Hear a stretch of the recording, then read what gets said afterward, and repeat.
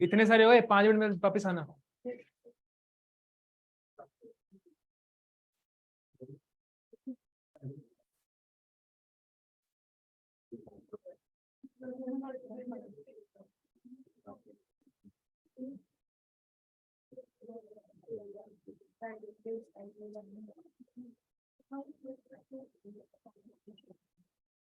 हमारा क्लासरूम कल शिफ्ट कर देंगे, आज के लिए बैठ जाओ बस यहाँ पे।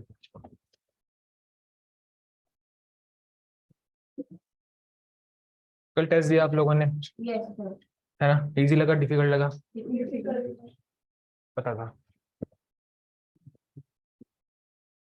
उस पेपर को अपने आप सॉल्व करके लाओ घर से एक बार, ठीक है?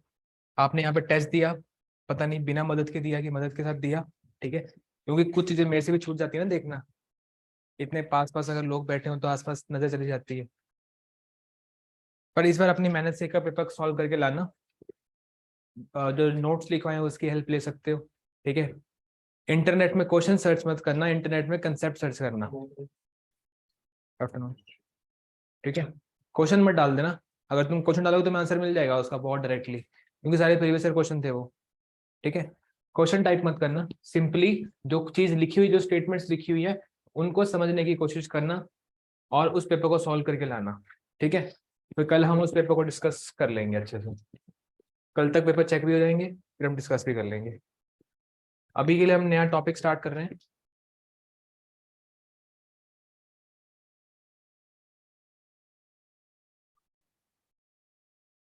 वैसे पेपर डिफिकल्ट तो नहीं लगना चाहिए आप लोगों को? हाँ, तो 5 छोड़ दिया, चलो 6-7 क्वेश्चन छोड़ दिए, बाकी सारे सही होंगे हैं? होने चाहिए, क्या होता है? चलो ठीक है, छोड़ दिया 5-6 क्वेश्चन। तो मैं कहता रहा हूँ कि कुछ क्वेश्चन ऐसे हैं जो पहले पढ़ाए जाते थे कंसेप्ट एनसीईआरटी में, ठीक है? और आजकल नहीं पढ़ाए जाते हैं, लेकिन ऐसा नहीं क्वेश्चन नहीं आएंगे आपके, क्वेश्चन थोड़े बहुत उन चीजों के रिगार्डिंग भी आ सकते हैं।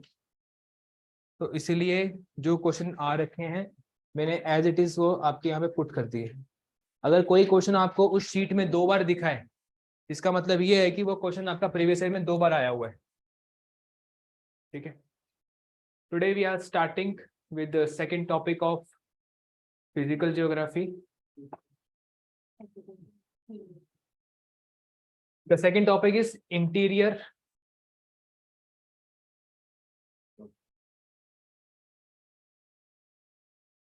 Of the earth. हाँ जी, पूछिए।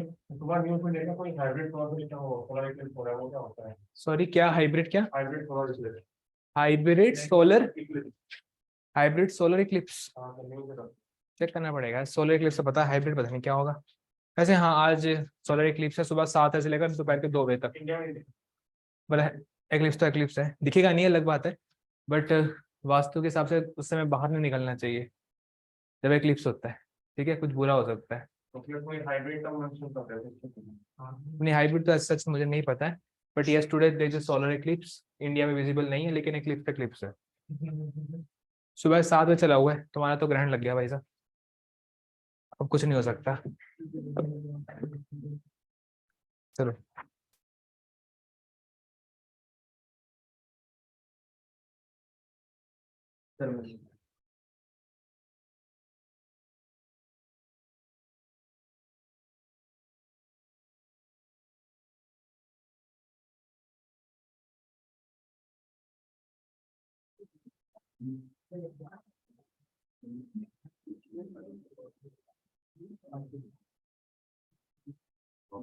ओके, देखो आज हमें डिस्कस करना है कि आपका सपोज, ओए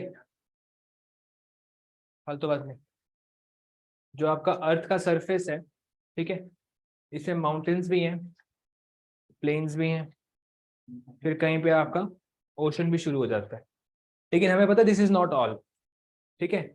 इसके नीचे भी बहुत सारा मास है, बहुत सारी चीजें हैं आपका अर्थ सरफेस के नीचे।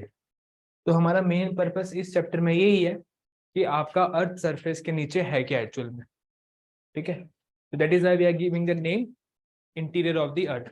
So today we will discuss what is inside the surface of the earth. This is what we have to discuss. अब देखो ऐसा है कि अगर हम बात करें सरफेस के ऊपर, देखो याद रखना ये जो चीज मैंने यहाँ पे ड्रॉ करी है ना, इसको हम कहते हैं लिथोस्फीयर। आपका जो धरती का जमीनी हिस्सा है उसको क्या कहते हैं हम, आपका लिथोस्फीयर। अब इस लिथोस्फीयर के ऊपर ही बहुत सारी गैसेस की चादर है, जिसको हम कहते हैं एटमॉस्फेयर, ठीक है। और जहां पानी है आपका, इसको हम कहते हैं हाइड्रोस्फीयर। तो कहीं ना कहीं अभी जो है ना, हम एक्चुअल में आपका अर्थ के इस लिथोस्फीयर वाले पार्ट को हम डिस्कस कर रहे हैं। लिथोस्फीयर में आपकी धरती आती है, जो आपका जमीनी एरिया होता है, ठीक है। तो इस जमीन, देखो अगर हम बात करें हाइड्रोस्फीयर की, हमने काफी ज्यादा हाइड्रोस्फीयर एक्सप्लोर कर रखा है। अगर हम बात करें एटमॉस्फेयर की, हमने काफी एटमॉस्फेयर एक्सप्लोर कर रखा है, हमें पता है कौन कौन सी गैस कितनी कितनी मात्रा में, ठीक है। हम प्रॉपर कन्फिगरेशन भी करते हैं। एटमॉस्फेयर में सबसे ज्यादा गैस कौन सी है? Nitrogen, somewhere around 78%। फिर आपकी फिर 41% गैस हो सकती है, 21%। फिर उसके बाद फिर अदर, कोई नाम तो होगा अदर का? आर्गन, आर्गन होती है। फिर और क्वेश्चन यही तुम्हारा एंड में था कि चौथे नंबर पे कौन सी गैस आती है, क्योंकि पढ़ी तुमने 3 तक है, ठीक है। तो हमें काफी डिटेल पता है, ठीक है, लेकिन धरती के नीचे ना एक्सप्लोर करना बहुत मुश्किल है। तो इसलिए धरती के जो नीचे क्या होता है, इसको खोजने के लिए हमारे पास कुछ डायरेक्ट और इनडायरेक्ट सोर्सेज होते हैं। तो सबसे पहले तो हमें यही डिस्कस करना है कि इंटीरियर के बारे में जानने के लिए हमारे पास कौन कौन से सूत्र हैं, हमारे पास क्या क्या हमारे पास सोर्सेज हैं। तो obviously we have some direct sources and we have some indirect sources. अब देखो डायरेक्ट सोर्सेज में ये है, हमने जाके देख लिया, ठीक है। अब कुछ कांड हो रहा है कहीं पे और मैंने जाके देख लिया, तो वो क्या है? डायरेक्ट सोर्स है। मैंने किसी से सुना या मैंने अंदाजा लगाया कि आवाज आ रही है पटाखों की, रात के 10 बजे पक्का बारात आ रही होगी, है ना। तो वो इनडायरेक्ट है, मैं जाके देखा नहीं, बट आइडिया लगा सकता हूँ मैं क्या हो रहा है वहां पे। तो डायरेक्ट सोर्सेज में सबसे पहली चीज जो होती है माइनिंग, ठीक है, जिसको हम कह सकते हैं आपका ड्रिलिंग। अर्थ के सरफेस के नीचे क्या है, इसको चेक करने के लिए आप क्या कर सकते हो? ड्रिलिंग कर सकते हो, ठीक है। और ड्रिलिंग से आपको हल्का हल्का आइडिया लग जाएगा कि एक्चुअल में आपका कितना डीप है आपका अर्थ, ठीक है। समझ गए? ये बात आई समझ? ठीक है। लेकिन ड्रिलिंग की लिमिटेशन है। अर्थ का रेडियस कितना है? 6400 किलोमीटर्स। लेकिन जो डीपेस्ट ड्रिल हमने आज तक करी है वो है सिर्फ 11 किलोमीटर की, ठीक है। अगर हमें अर्थ के सेंटर तक जाना है तो हमें कितना खोदना पड़ेगा? 6400 kilometres. But the deepest we have reached with the existing technology, it is just 11 kilometres. इसका मतलब कि अगर हमें धरती घर में जानना है तो हमारा जो डायरेक्ट सोर्सेज माइनिंग और ड्रिलिंग है, ये इतना ज़्यादा इफेक्टिव नहीं है। तो इसीलिए हमें किसी और चीज के ऊपर डिपेंड करना है। अब सपोज करो कि अगर हमें स्पेस के बारे में जानना है और कोई स्पेस की चीज हमारे सामने आ जाए अपने आप ही, तो हमें जानकारी मिल जाएगी ना। अब सपोज करो कि धरती की कोई चीज आपकी बाहर आ जाए धरती से अपने आप, आपको लग जाएगा पता, आपको अंदर जाने की जरूरत नहीं पड़ी, धरती की कोई चीज अपने आप ऊपर से बाहर आ गई, अंदर से बाहर आ गई, तो आपको लग जाएगा पता अंदर क्या है, क्योंकि चीज अंदर से आ रही है। इसका मतलब क्या है कि अंदर जो चीज बाहर आई है वो ही एक्चुअल में आपका मटेरियल है जो सरफेस के अंदर है आपका। तो धरती का जो मटेरियल है अंदर का, वो बाहर कैसे आता है? In the form of a volcano, ठीक है। तो जब जब आपके वोल्केनोस फटते हैं तो अर्थ के सरफेस के नीचे का जो मटेरियल होता है वो एक वेंट के थ्रू बाहर आता है, ठीक है। तो ये भी क्या है? वोल्केनोस भी क्या है? धरती में जानने के लिए एक डायरेक्ट सोर्स है, ठीक है। जो एक्चुअल में एग्जिस्ट करता है वही आपके सामने आ चुका है, ठीक है। तो volcanoes is one of the direct source, ठीक है। अब हम बात करते हैं आपके इनडायरेक्ट सोर्स की, ठीक है। आपने फिजिक्स पढ़ी है, आपको एक बात पक्का पता है, ठीक है, कि ग्रेविटी ज्यादा कहां पे होती है, ग्रेविटी कम कहां पे होती है? पोल्स पे क्या होती है ग्रेविटी आपकी, ज्यादा होती है कम होती है? पोल्स पे ग्रेविटी आपकी ज्यादा होती है कम होती है? ज्यादा होती है। और इक्वेटर का ग्रेविटी आपकी कम होती है। ठीक है, तो कहीं ना कहीं ग्रेविटी भी आपके पास सोर्स है एक। अगर किसी जगह पे ग्रेविटी ज्यादा है, इसका मतलब है कि वहां का सरफेस पतला है, और कहीं पे ग्रेविटी आपकी कम है, यानी कि वो जगह आपकी काफी ज्यादा थिक है। ठीक है, तो ग्रेविटेशन जो है आपकी, ये आपकी क्या है, एक इनडायरेक्ट सोर्स है। इसके अलावा आपने पढ़ा इसके बारे में, मिटियोर के बारे में? Yes sir. है ना, सरफेस के ऊपर गिरते हैं ना आपके मिटियोरेट, मिटेराइट। Yes sir. अब देखो, जिस मटेरियल से धरती बनी है, उसी मटेरियल से बाकी प्लेनेट बने हैं। ठीक है, और उन्हीं का टूटा हुआ जो माल है वो घूमता रहता है आपका स्पेस में, in the form of asteroids. जब वही टूट के आपके यहाँ पे एंटर करते हैं, क्या बन जाते हैं आपके वो, मिटेराइट। तो यानी कि जिस मटेरियल से अर्थ बना है, साइंटिस्ट ये बिलीव करते हैं कि उसी मटेरियल से आपका मिटेराइट बना है। हमें तो नहीं पता कि डीप इनसाइड क्या है, लेकिन अगर हमें मीटरऑइड को अगर हम रिसर्च कर लें तो हमें पता लग सकता है कि धरती के सरफेस के अंदर क्या होगा। ठीक है, तो मीटरऑइड हमारे लिए एक सोर्स है। ठीक है, जिससे हम पता लगा सकते हैं कि आपका धरती के अंदर क्या होगा। एक और है आपका अर्थक्वेक। साइंटिस्ट ने एक बात रियलाइज कर रखी है कि आपका जो सरफेस है ना, वो अलग अलग भागों में बटा हुआ है। मतलब ऐसा नहीं कि पूरी की पूरी धरती इकट्ठी जुड़ी हुई है, धरती प्लेट्स में बटी हुई है। ठीक है, सुना होगा आपने पक्का। ठीक है, यस, ये जो आपका सरफेस है, ये सरफेस ऐसा का ऐसा नहीं है। ये सरफेस ऊपर से सपाट दिखता है, लेकिन नीचे अलग अलग भागों में बटा हुआ है, जिसको हम क्या कहते हैं, हम आपका टेक्टोनिक प्लेट्स। इन टेक्टोनिक प्लेट्स के कारण ही क्या होता है, आपका अर्थक्वेक आता है। ठीक है, अगर हम अर्थक्वेक के पैटर्न को समझ जाए तो कहीं ना कहीं हम बता सकते हैं कि अर्थ के सरफेस के नीचे क्या है।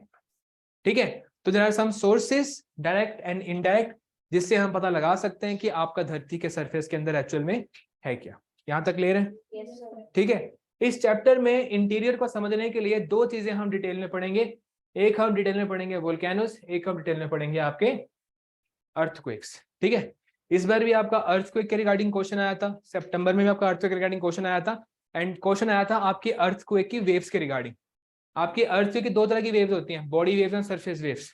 बॉडी वेव्स में भी आपकी एक होती है पी वेव, एक होती है एस वेव। इनके कुछ होते हैं शेडो जोन, एक होते हैं इफेक्टिव जोन्स। तो इस डिटेल तक के क्वेश्चन आपके पेपर में सीडीएस में आते हैं, सॉरी एनडीए में आते हैं। ठीक है, तो अच्छे से पढ़ना पड़ेगा, थोड़ा कंसंट्रेशन से। तो पहले तो आप ये लिख दो, interior of the earth, sources direct and indirect. Direct में लिख दो माइनिंग एंड ड्रिलिंग, और इनडायरेक्ट में लिख दो ग्रेविटेशन। ठीक है, मीटियोराइट्स एंड अर्थक्वेक। एक बार बस इतना सा लिख दो।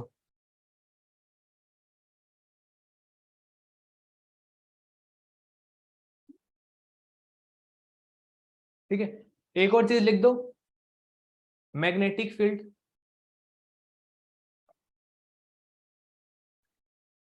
अर्थ मैग्नेटिक फील्ड एक और आपका इनडायरेक्ट सोर्सेज है। अगर मैग्नेटिक फील्ड स्ट्रांग है, इसका मतलब नीचे आपका कोई ना कोई फेरस मिनरल है। ठीक है, मतलब आयरन, या कौन कौन से होते हैं आपके फेरस मिनरल्स? आयरन, निकल और कोबाल्ट। Are you sure? ठीक है, चलो, ये हो गए आपके एग्जांपल्स। कभी कभी क्वेश्चन में डायरेक्ट एग्जांपल आ जाते हैं आपके, which of the following is a direct source of information regarding the interior of the अर्थ। तो डायरेक्ट में कौन कौन से? Mining, drilling and volcanoes. Volcanoes में ना हम अक्सर सोचते हैं कि वोल्केनो आपका इनडायरेक्ट सोर्स है, क्योंकि हम अंदर जगह कुछ नहीं देख रहे हैं। बट एक्चुअली जो मटेरियल, जो एविडेंस हमें मिल रहा है वोल्केनो से, वो तो एक्चुअल में अर्थ के अंदर का ही तो सामान है।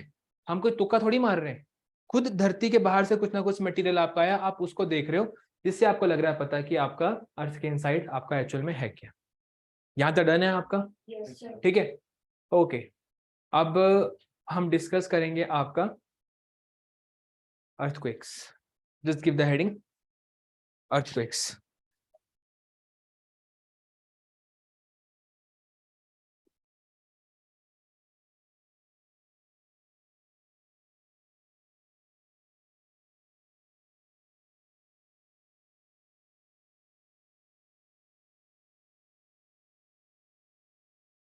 ओके,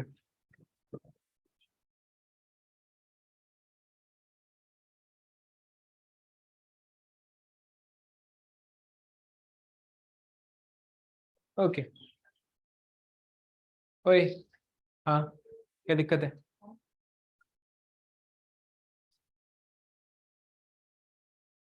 वी टॉक्ड अबाउट कि आपका सरफेस के नीचे एक्चुअल में क्या होता है, बहुत सारी प्लेट्स होती हैं, ठीक है। तो ये जो प्लेट्स हैं, सपोज हम ऊपर से देख रहे हैं, तो ये प्लेट कभी कभी क्या होती हैं, एक दूसरे के बहुत ज्यादा पास आती हैं, इसको हम कहते हैं कोलिजन। कभी कभी यही प्लेट एक दूसरे से दूर जाती हैं, इसको हम कहते हैं डाइवर्जन, ठीक है। और कभी कभी यही प्लेट्स आपस में रगड़ जाती हैं, ठीक है। तो इन सब चीजों के कारण क्या होता है, आपका कुछ ना कुछ कंपन होती है आपकी, ठीक है। वही कंपन आपकी जब सरफेस तक पहुंचती है, क्या बन जाती है आपकी, वो अर्थक्वेक, ठीक है। क्वेक क्या होता है, शेक, ठीक है। When your earth shakes it is called as earthquake. तो सपोज आपका नीचे अर्थ के सरफेस के काफी ज्यादा नीचे एक पॉइंट के ऊपर प्लेट्स आपस में टकराई, जिसके कारण से आपकी बहुत सारी वेव्स जनरेट हुई। जैसे वो सरफेस पे पहुंची, उसने बहुत ज्यादा तहलका मचा दिया। बस इतना याद रखना है। ये जो पॉइंट आपका नीचे है, जहां पे आपका ये वेव्स शुरू हुई हैं, उस पॉइंट को क्या कहते हैं हम, आपका फोकस, ठीक है। इसी पॉइंट का एक और नाम है हाइपोसेंटर। फोकस और हाइपोसेंटर, यही क्वेश्चन आपका आया था सीडीएस में सितंबर में, ठीक है। कि जिस पॉइंट के ऊपर वेव जनरेट होती हैं, उसको हम कहते क्या है आपका, ठीक है। तो I it could be either focus, it could be either hypocentre. अब यही जो वेव्स हैं, आपकी धीरे धीरे आपके सरफेस के पास पहुंचती है। जो सबसे क्लोजेस्ट पॉइंट है अर्थ के सरफेस के ऊपर, जहां ये वेव सबसे पहले पहुंचेंगी, उसको क्या कहते हैं हम, आपका एपिसेंटर। तो what is epicentre? A point on the surface of the अर्थ जहां पे वेव सबसे पहले पहुंचेगी, या the point on the surface जहां पे आपका वेव्स सबसे पास है इसके, ठीक है। तो फोकस से लेकर जो आपका सरफेस का पॉइंट जो सबसे पास है, that will be called as epicentre. अब ये जो वेव्स हैं, जब तक ये धरती के अंदर है, इनको क्या कहेंगे हम, आपका बॉडी वेव्स। क्या कहेंगे? अब जैसे ही ये वेव पहुंच गई आपकी सरफेस के ऊपर, ठीक है, जैसे ही पहुंच गई आपके सरफेस के ऊपर, ये क्या बन जाएंगी, आपकी सरफेस वेव्स, ठीक है। तो आपकी जो अर्थक्वेक की वेव्स हैं, वो दो तरह की होती हैं। एक होती हैं बॉडी वेव्स, एक होती हैं आपकी सरफेस वेव्स, ठीक है। तो देखो ये फोकस क्या है, focus is point of origin, point of origin. What is epicentre? Point on surface closest to focus या हाइपोसेंटर। इतना समझ आया सबको? ठीक है। अब जो आपकी बॉडी वेव्स होती हैं, ये दो प्रकार की होती हैं, ठीक है। The body waves which we are talking about are of two types.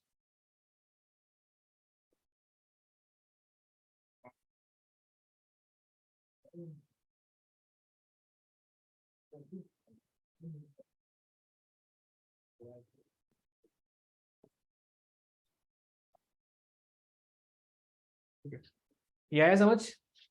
ठीक है। अब द बॉडी वेव्स होती हैं, ये भी क्या होती हैं आपकी, दो तरह की होती हैं। एक होती हैं पी वेव्स,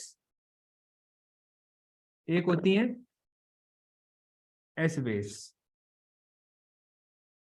ठीक है। तो body waves are also are of two type, P wave and S wave. अब जो आपकी पी वेव होती है, why we call them P wave, because they are primary waves.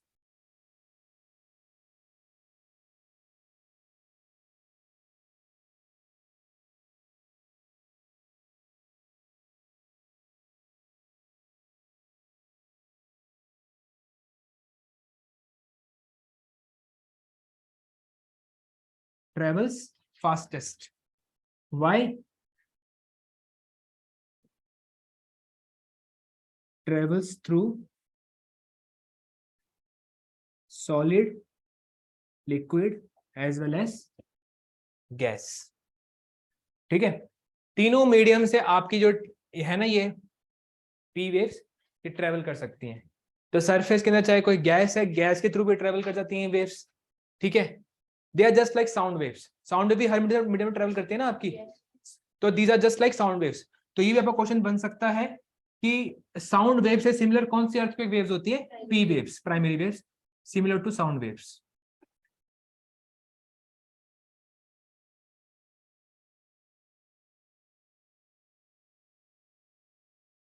ठीक है, travels through solid, liquid and gas, यानी कि तीनों स्टेट्स ऑफ मैटर से ट्रेवल कर सकती है। ठीक है, now this travels only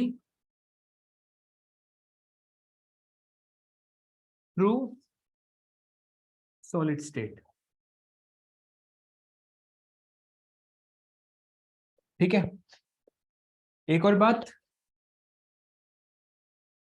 first to report on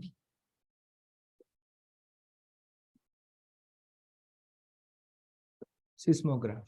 देखो, जो भी आपकी वाइब्रेशंस होती हैं, ठीक है, उसको मेजर करने के लिए एक ग्राफ होता है, इसको हम कहते हैं आपका सिस्मोग्राफ्स। ठीक है, अगर बहुत ज्यादा वेव्स हो रही है मतलब कि सिस्मोग्राफ ऐसा दिखेगा, अगर बिल्कुल कंपन है तो नॉर्मल होगा, अगर फिर से अर्थक्वेक आया तो। ठीक है, सो ऐसे आपके पैटर्न बनते हैं सिस्मोग्राफ के। तो सबसे पहले जो वेव आपकी रिपोर्ट करेगी सिस्मोग्राफ पे, ये कौन सी वेव है आपकी? P wave. फिर कौन सी वेव रिपोर्ट करेगी?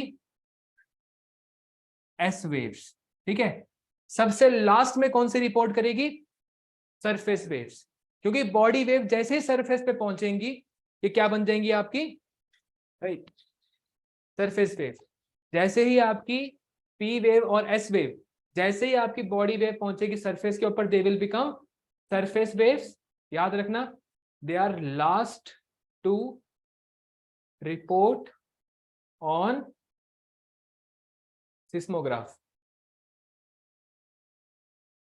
दे are last to report on seismograph. अब सबसे खतरनाक कौन सी वाली वेव लग रही है आपको देखने में? पी, पी एस या सरफेस? सरफेस। ठीक है, ये जानबूझ के ऐसा बनाया है क्योंकि सबसे खतरनाक आपकी सरफेस वेव्स हैं। ये सबसे लास्ट आती हैं, लेकिन these are most destructive. These are most destructive of all three waves. Primarily there are two categories, one is body wave and surface waves. Body wave के सरफेस वेव बन जाती है, लेकिन बॉडी वेव आपकी दो तरह की होती हैं, पी वेव और एस वेव। ठीक है, आई होप आपको यहां तक समझ आ रहा है। ठीक है,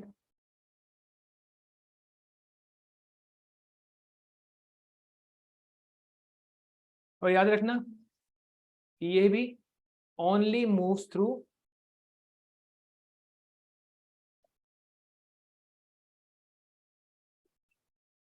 solid matter, solid state.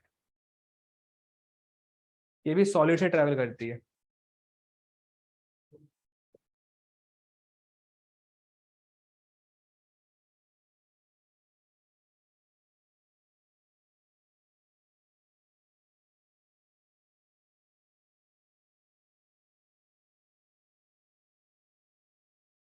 Dharmveer, Gurvinder, समझ आ रहा है?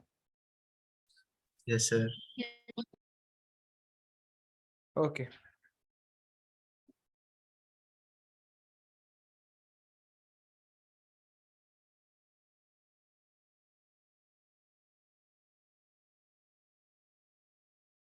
किसको ये बात समझ नहीं आई?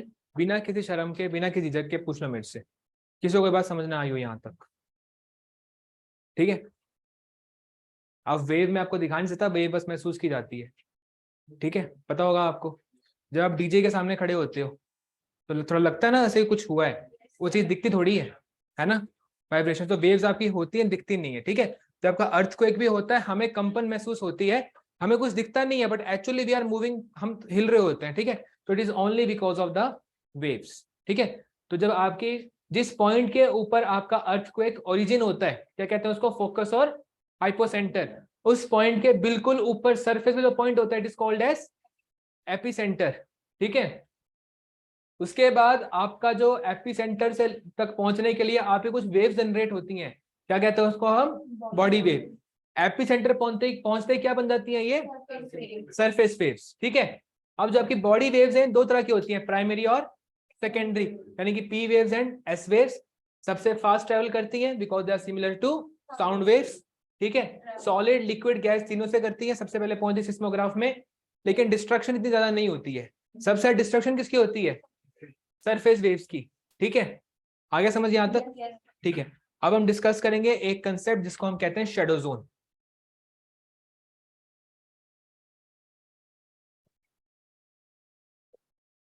देखो, जो भी आपकी अर्थ के अंदर की जो वाइब्रेशंस होती है ना, इसको कहते हैं seismic activity. All the seismic activities are recorded on a device called seismograph.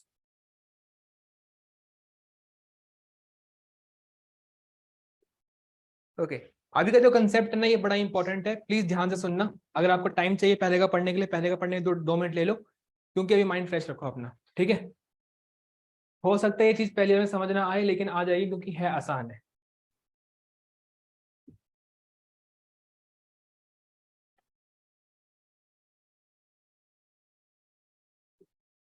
Done. अब देखो, यहां पे आपका एक अर्थक्वेक ओरिजिनेट होता है। ठीक है, अगर मैं इसको 0 डिग्री एंगल मान लूं, ठीक है, तो ये कितना होगा, ये होगा, मानते हो, ये कितना होगा, ये कितना होगा, अगेन 90 डिग्री। ठीक है, अब शेडो जोन का मतलब समझने के लिए, शेडो जोन वो एरिया होता है जहां पे आपकी वेव्स नहीं पहुंचती। ठीक है, सपोज आपका अर्थक्वेक हुआ, उस अर्थक्वेक में कुछ एरिया में वेव्स पहुंच रही हैं, कुछ एरिया में आपकी वेव्स नहीं पहुंच रही है। जिस एरिया में आपकी वेव्स ना सिस्मोग्राफ पे रिपोर्ट नहीं करती हैं, क्या कहते हैं उसको हम, शेडो जोन। सपोज अर्थक्वेक हुआ, किसी एक एरिया में सिस्मोग्राफ रखा हुआ है, वहां पे वेव्स रिपोर्ट कर रही है, हाँ हम आ गए, ठीक है, तो वो आपका शेडो जोन नहीं है। लेकिन सपोज कोई एरिया है जहां पे आपका अर्थक्वेक हुआ लेकिन वेव ने रिपोर्ट नहीं किया, what do we call that area, shadow zone. जहां पे पी वेव और एस वेव रिपोर्ट नहीं करती है, we call that area as shadow zone. ठीक है, अब क्या यहां पे होगा आपका 105 डिग्री, और यहां पे भी क्या होगा आपका 105 डिग्री। चलो इसको मिटा देता हूं। अब ये कहा जाता है कि चाहे पी वेव हो चाहे वो एस वेव हो,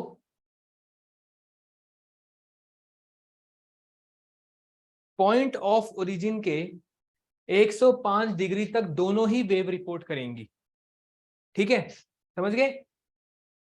सपोज यहां पे अर्थक्वेक हुआ, इतना और इतने एरिया में पी वेव भी दिखेगी और एस वेव भी दिखेगी, यानी कि 0 से लेकर 105 तक पी वेव भी दिखेगी और एस वेव भी दिखेगी। ठीक है, इसके बाद क्या हम यहां बना सकते हैं आपका 145 डिग्री,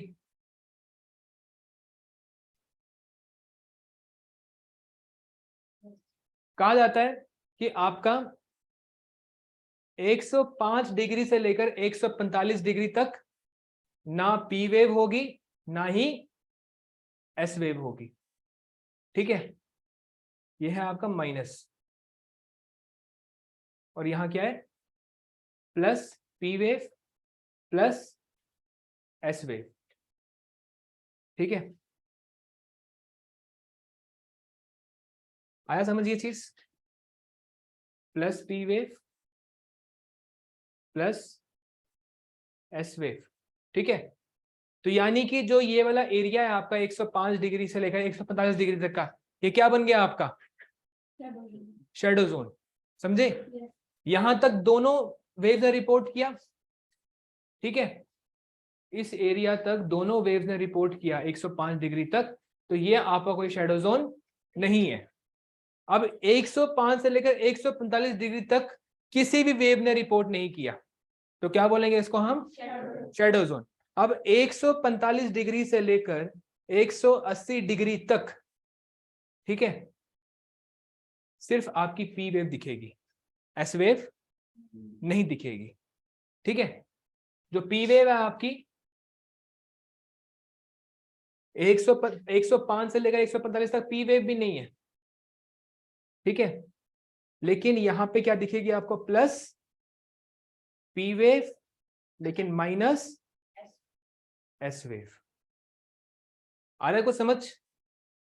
थोड़ा टाइम लो और फिर पूछो मेरे से। तो मैं आसान तरीके से करा रहा हूं, किताब में बहुत लंबा लंबा लिखा होता है। एक बार थोड़ा दिमाग लगाओ और पूछो, कोई दिक्कत वाली बात नहीं है। मैं सही बोलूं तो मैं खुद क्वेश्चन गलत करता हूं इन चीजों के।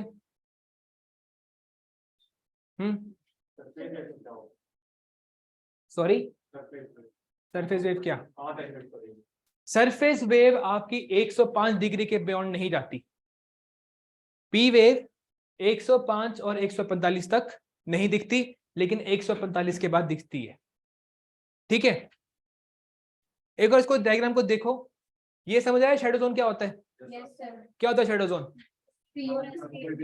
नहीं, जिसमें आपकी कोई वेव रिपोर्ट नहीं करती उसको कहते हैं शैडो जोन, ठीक है। अब दोनों वेव का एक कॉमन शैडो जोन है। वो कॉमन शैडो जोन क्या है आपका? दोनों का कॉमन क्या है? 105 से लेकर 145 का, ठीक है। अच्छा, सिर्फ ये क्वेश्चन का आंसर बताओ कि किसका शैडो जोन बड़ा है, पी वेव का कि एस वेव का? एस वेव का। क्यों? क्योंकि एस वेव तो 105 के बियॉन्ड दिखती ही नहीं है, तो एस वेव का शैडो जोन क्या हो गया आपका? अगर आपको ये बात पता है, आप ये क्वेश्चन सही कर देते। सितंबर में यही क्वेश्चन आपका आया था, 4 स्टेटमेंट दे रखी थी, ठीक है, उसमें यही क्वेश्चन था कि किसका शैडो जोन बड़ा होता है। एस वेव का शैडो जोन छोटा होता है, लेकिन स्टेटमेंट थी कि एस वेव का शैडो जोन बड़ा होता है as compare to P wave, और क्वेश्चन था कि which of the following is a incorrect statement. इतना सिंपल क्वेश्चन आपका पेपर में आ रखा था। जस्ट रिमेंबर कि 105 डिग्री तक दोनों वेव रिपोर्ट करेंगी, पी वेव भी प्लस एस वेव भी प्लस, दोनों आ गई। सपोज यहाँ पे कोई सिस्मोग्राफ है, यहाँ पे कोई सिस्मोग्राफ है, हर एक पे रिपोर्ट करेगी, लेकिन जो बीच का एरिया आ गया 105 145 वाला, इस वाले एरिया में आपकी ना पी वेव दिखेगी ना एस वेव दिखेगी। तो अगर पूछा जाए कि कौन सा एरिया आपका पी वेव और एस वेव दोनों का शैडो जोन होता है, तो क्या आंसर होगा? 105 से 145, ठीक है। अगर कोई पूछे कि आपका एस वेव का शैडो जोन क्या होता है, सिंपली बियॉन्ड 105 डिग्री पूरा का पूरा एरिया ये आपका शैडो जोन है, ठीक है। तो मैं लिख देता हूं आपको, शैडो जोन क्या होता है? जहां जहां वेव दिख रही है वहां वहां आएगा, इस वाले एरिया में आपका अर्थक्वेक नहीं दिखेगा। हाँ, थोड़ा वीक होगा लेकिन आएगा जरूर। किसका है फोन? साइलेंट कर लो यार, अपने आप बज रहा है, खराब तो नहीं हो गई? अब गाना पड़ेगा का पूरा गाना बजा तो।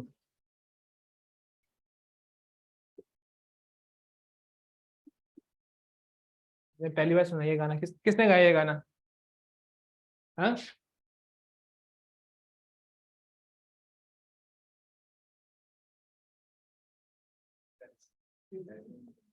ठीक है। अगर हम बात करें शैडो जोन, तो शैडो जोन क्या है आपका? Area where seismic waves are not reported, ठीक है। तो आप लिखोगे .1 shadow zone of P waves. अब आप बताओ क्या होता है पी वेव का shadow zone? 105 degree to 145 degree. Very good. अगर हम बात करें आपका shadow zone of S waves,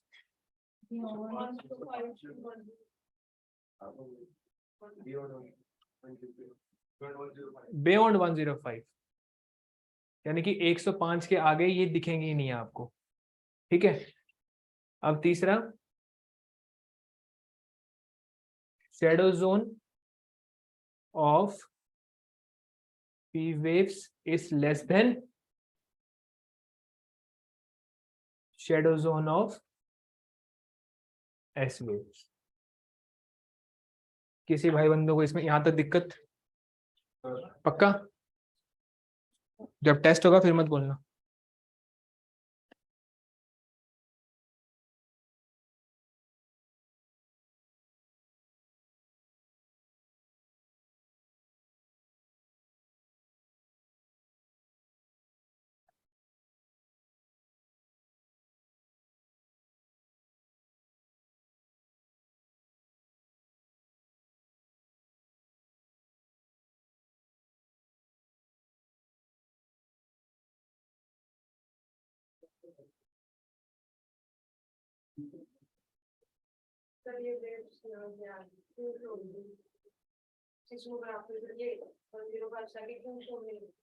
it is because of the wave का पैटर्न होता है एक ना, ठीक है, इट इज रिगार्डिंग वेव का पैटर्न होता है जिस कारण से वो यहाँ पर रिपोर्ट नहीं कर पाती, ठीक है। पैटर्न का कुछ होता है, even I don't no in very much detail, it is just कि आपका पी वेव और एस वेव का पैटर्न अलग अलग होता है, और उसी पैटर्न के कारण आपका पी वेव हर एक मटेरियल से ट्रेवल कर जाती है, लेकिन एस वेव हर एक मटेरियल ट्रेवल नहीं कर पाती है, ठीक है। तो उसका प्रॉपर स्ट्रक्चर बनता है, इवन आई डोंट नो कि how to explain that thing to you, but simple है कि it is because of wave pattern only कि आपका वो नहीं दिख रही है यहाँ पे, ठीक है। कोई आप हाँ। दोनों का कॉमन शेडो जोन क्या है? 5 to 145। ये शेडो जोन नहीं है, शेडो जोन ये है। जिसमें वेव दिखेंगी वो शेडो जोन नहीं है, जिसमें वेव नहीं दिखेंगी वो शेडो जोन है। तो 0 से लेकर 105 तक दोनों दिख रही हैं, 105 से 150 तक दोनों नहीं दिख रही हैं, 105 से 145 से लेकर 180 तक एक दिख रही है, एक नहीं दिख रही है, पी वेव दिख रही है, एस वेव नहीं दिख रही है, ठीक है। अब देखो सिंपल सी बात याद रखना, जो वेव हर मटेरियल से ट्रेवल कर सकती है, ठीक है, तो ज्यादा जगह दिखेगी नहीं दिखेगी? तो क्योंकि पी वेव आपका ज्यादा मटेरियल से ट्रेवल कर सकती है, वो ज्यादा जगह दिखेगी, इसका मतलब उसका शेडो जोन छोटा होगा। ऐसे आप याद कर सकते हो। यस, इफेक्टिव जोन दोनों का, यहां तक भयंकर अर्थक्वेक आएगा आपका, ठीक है। I'm asking you again and again because this is the fastest I have taught this topic, ठीक है, वरना अब तक तो कोई ना कोई सर खुजारा होता था। तो या तो आप लोग का समझ आ चुका है, तो सब कुछ ऊपर से गया है? फिर तुम लोग इंटेलिजेंट हो, फिर तुम्हारा रिजल्ट एक्सपेक्ट कर सकता हूँ यार। वो पहले वाले भी यही बोलते थे कसम से, और उनकी आवाज और जोर से होती थी। अब मैंने स्टूडेंट से भरोसा करना बंद कर दिया है।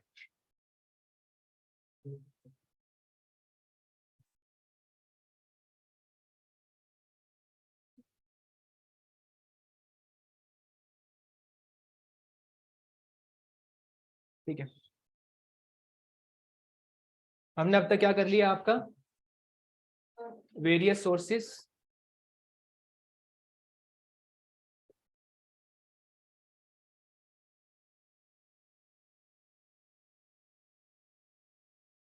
अर्थक्वेक, इसमें हमने अर्थक्वेक में डिस्कस किया हमने वेव्स और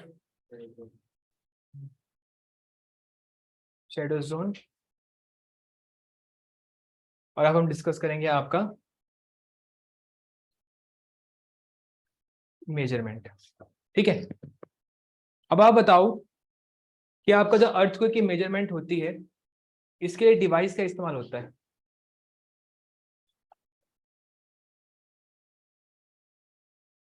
सिस्मोग्राफ, या कई जगह इसको सिस्मोमीटर भी लिख देते हैं,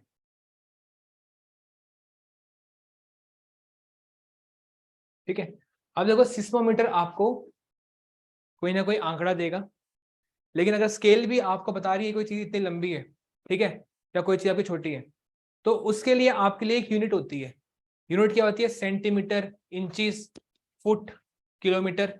ऑब्वियस सी बात है, डिस्टेंस को नापने के लिए आपका एक इंस्ट्रूमेंट होता है, लेकिन इंस्ट्रूमेंट में आपकी एक यूनिट भी होती है। तो वैसे ही सिस्मोग्राफ में जो आपका रिजल्ट आएगा, या जो आपका अर्थक्वेक मेजर होगा, उसको मेजर करने के लिए एक यूनिट भी होगी, ठीक है। तो आपके मेजरमेंट के लिए आपकी होती है अर्थक्वेक की 2 यूनिट्स। डिवाइस कौन सा है आपका? सिस्मोग्राफ। लेकिन इसको एक्सप्रेस करने के लिए एक यूनिट चाहिए। तो एक यूनिट होती है आपकी रिक्टर स्केल,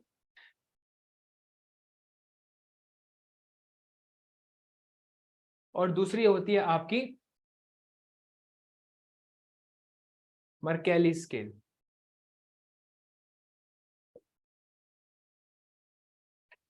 एक होती है आपकी रिक्टर स्केल, एक होती है आपकी मर्कैली स्केल। जैसे आपकी डिस्टेंस को नापने के लिए एक यूनिट क्या है, इंचेस, एक क्या है किलोमीटर, एक क्या है मीटर, एक है फुट, यही होता है आपका। तो वैसे ही आपका अर्थक्वेक को नापने के लिए भी दो यूनिट है, एक है रिक्टर स्केल, एक है मर्कैली स्केल। ठीक है, रिक्टर स्केल जो है ना, ये नापता है आपका मैग्नीट्यूड।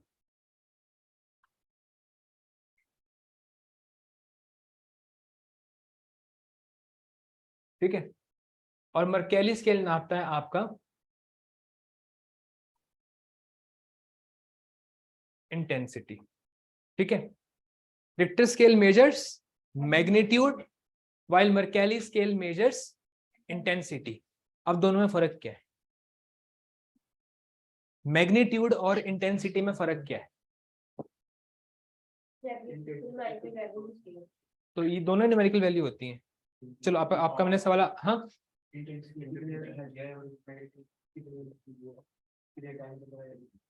अच्छा, कुछ नहीं है, कुछ नहीं है, ऐसा कुछ नहीं है, कोई लॉजिक नहीं है, वो कोई मैथमेटिकल टर्म नहीं है यहाँ पे। मैग्नीट्यूड मतलब वेव्स कितनी स्ट्रांग थी, इंटेंसिटी मतलब नुकसान कितना हुआ। ठीक है, मैग्नीट्यूड मतलब कि how strong were the waves. ठीक है, कि कितने जोर से कंपन हुई, और इंटेंसिटी मतलब उन वेव से नुकसान कितना हुआ। देखो, अगर एक छोटा सा अर्थक्वेक आपका मुंबई में आता है तो ऑब्वियसली डैमेज कितना होगा, बहुत ज्यादा होगा। लेकिन अगर एक बड़ा अर्थक्वेक भी आपका आता है, कहाँ पे, अंटार्कटिक में, कोई रहता है वहां पे, कोई बिल्डिंग है, तो नुकसान कितना होगा, 0। तो इसलिए अभी दो अलग अलग यूनिट बनाई गई है। नुकसान कितना हुआ उसको नापती है मर्कैली स्केल, वेव्स कितनी स्ट्रांग थी उसको नापती है रिक्टर स्केल। अब आपने होमवर्क में करके लाना है कि इनकी रेंज कितनी है। रेंज मतलब 0 से 10 है कि 0 से 12 है। ठीक है, इनकी रेंज के ऊपर क्वेश्चन आता है। कभी बोलता है रिक्टर स्केल पे अर्थक्वेक आपका 6.5 था, इसका मतलब वेव्स कितनी स्ट्रांग थी। ठीक है, समझ गए। अगर वही 6.5 का अर्थक्वेक आपका दिल्ली में आएगा तो इसकी इंटेंसिटी 9-10 पहुंच जाएगी। ठीक है, और अगर वही आपका आएगा इंडियन ओशन के बीचों बीच कहीं पे, ठीक है, जहां आसपास कोई जमीन भी नहीं है, सुनामी का भी कोई नुकसान नहीं हो सकता, तो वहां पे आपकी इंटेंसिटी क्या होगी, 1 या 2। जितना नुकसान हुआ, जितना डैमेज हुआ, दैट इज इंटेंसिटी। जितनी स्ट्रॉन्ग वेव्स थी उसको हम कहते हैं आपका मैग्नीट्यूड, यानी कि आपका रिक्टर स्केल। क्लियर यहाँ तक? ठीक है, तो यहाँ पे आपका जो अर्थक्वेक है it is done. I have given you some work कि आपका इसकी रेंज कितनी होती है, 0 to 10 होती है कि 0 to 12 होती है, या 0 to 9 होती है। डन। अब हम डिस्कस करेंगे आपका स्ट्रक्चर ऑफ अर्थ। इंटीरियर में अब हम डिस्कस करेंगे आपका स्ट्रक्चर ऑफ अर्थ। इसके रिगार्डिंग भी आपका इस बार क्वेश्चन आया हुआ था।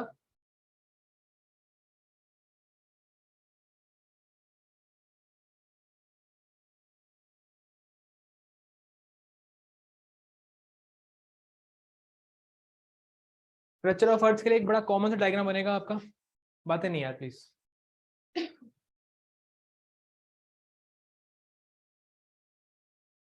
धरती आपकी गोल है, इसका कोई ना कोई सेंटर पॉइंट भी होगा। ठीक है, तो हम इसको ऐसे समझेंगे कि आपका अर्थ के अंदर का जो सरफेस है वो कैसे कैसे है आपका। तो अर्थ के सरफेस के अंदर क्या होते हैं, बहुत सारे लेयर्स होते हैं। तो इन structures we discuss about the layers. तो जो आपका बिल्कुल अंदर का लेयर होता है उसको हम कहते हैं आपका कोर, इसको कहते हैं हम आपका मेंटल, इसको कहते हैं हम आपका क्रस्ट। ठीक है, तो अगर हम इसी को बना देंगे ऐसे आपका पिज्जा स्लाइस में, तो आपका डायग्राम दिखेगा आपको ऐसा, और अक्सर आपने यही डायग्राम देखा होगा।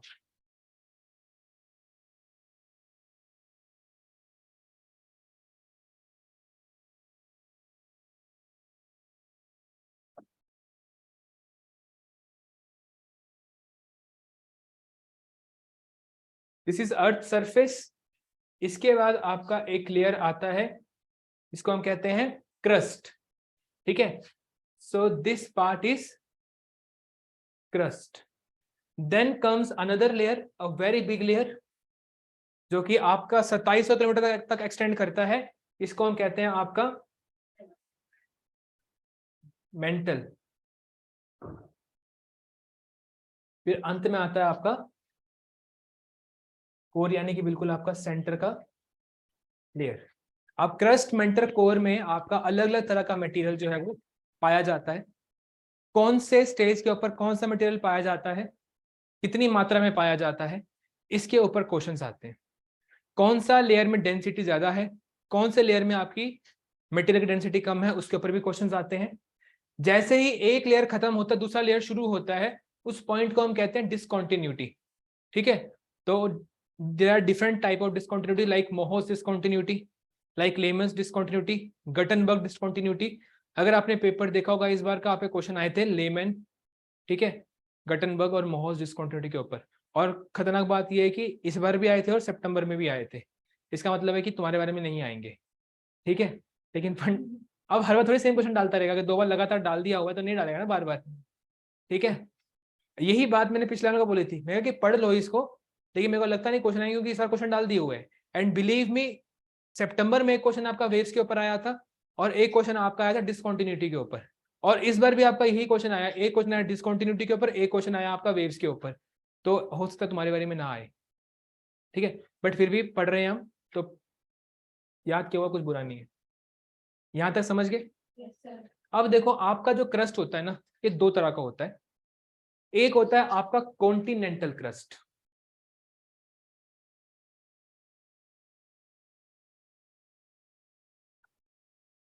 यानी कि जमीनी क्रस्ट, और एक होता है आपका ओशियनिक क्रस्ट।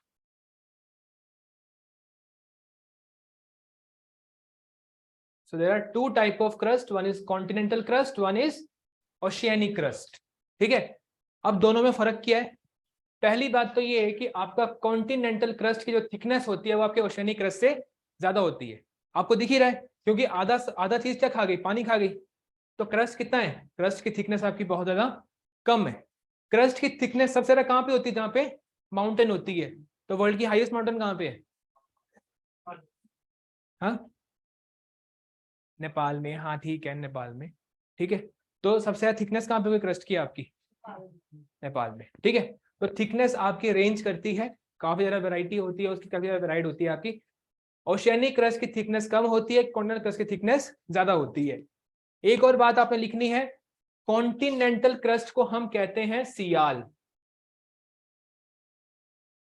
ओशियनिक क्रस्ट को हम कहते हैं सीमा।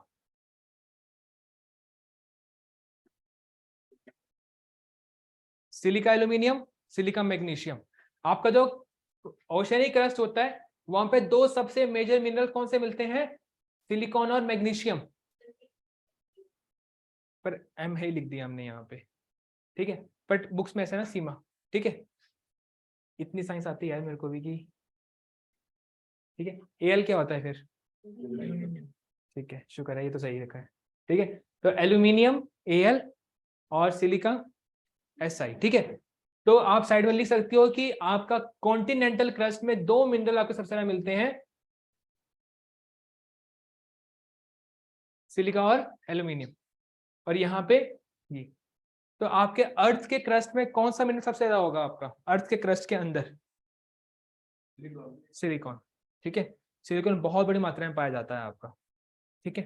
चलिए, यहां तक डन है आपका, ठीक है। Should we continue further, should we end the class? We have just 4 minutes. Let's end the class. Okay. I hope everything that we have discussed is clear. We'll continue with structure of the earth. We'll end the topic tomorrow.